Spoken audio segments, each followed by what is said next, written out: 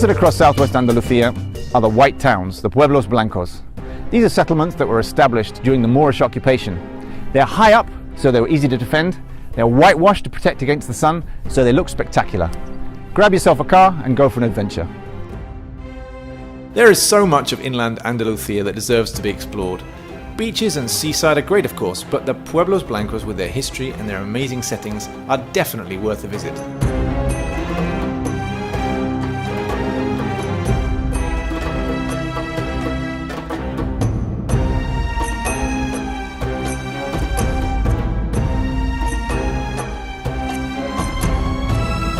One of the things that you will find at each white town is that they were built to be defended.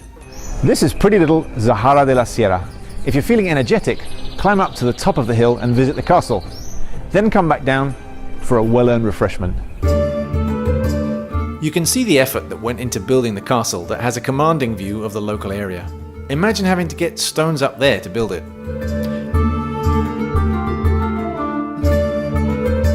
I'm sure that the Moors didn't have a nice shady spot to enjoy a beer when they've finished building for the day, but you do, so make the most of it.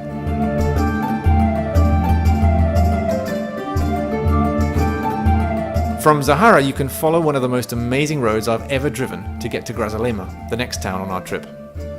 If you're afraid of heights, this road might not be for you, but if you like views, well, see for yourself. Now we're in Grazalema. To get here you drive up and up and up for what seems like forever. But when you get here, the reward is some of the most spectacular views in the whole of Andalucia. Grazalema is a charming little town that looks like it could be out of the set of a film. It has a surprisingly vibrant cultural life.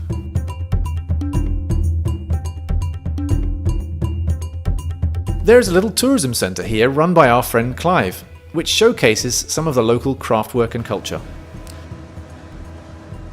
Clive has also built a small mill which the locals use to grind wheat for bread.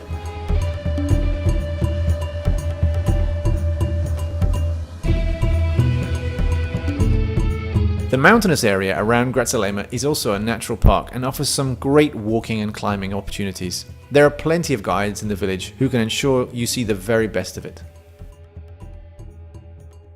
From Grazalema you can drive down and then back up again to get to Villaluenga del Rosario.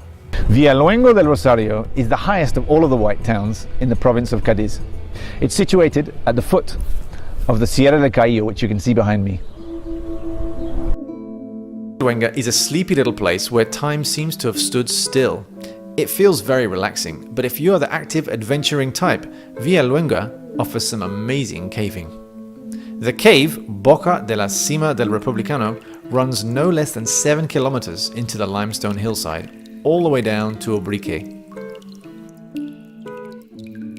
For somewhere a bit busier, let's head over to Arcos de la Frontera. Of all the white towns on our tour, Arcos de la Frontera is probably the one that's furthest away from you, but it's also the one with the most historical interest. Like most Pueblos Blancos, it is perched on a hilltop, and so is easy to defend, but you can see from the defences that Arcos was better defended than most. It was a very important town during the Moorish occupation and became very prosperous, so some proper walls were built. After the Moors departed, Arcos retained its importance. Arcos' wealthy locals spent plenty of money building some very impressive palaces and churches. The Church of San Pedro is a majestic and imposing church built in Gothic style, which basically means it's tall and light inside and very ornate on the outside, especially above the main door. So you really create an impression on your congregation as they walk in.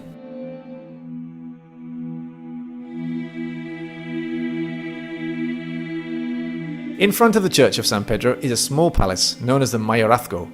You can see the coat of arms above the door of the Núñez de Prado family, an aristocratic family that is still around today. Another important church in Arcos is the Basilica. Like many Andalusian churches, the Basilica Menor de Santa Lucia started life as a mosque. After the Reconquest, it was repurposed and became this cathedral, designed in part by the famous 16th century architect Diego de Riaño. It mixes Renaissance and Baroque styles, as well as Gothic style in the interior. Arcos is a pretty place to wander around, with lots of narrow streets and a feeling of stepping back in time. But there are plenty of restaurants and bars to recharge the batteries for your drive home.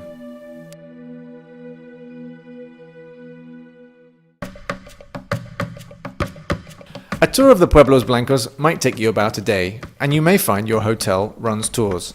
But if not, don't be deterred. Be adventurous and go exploring for yourself.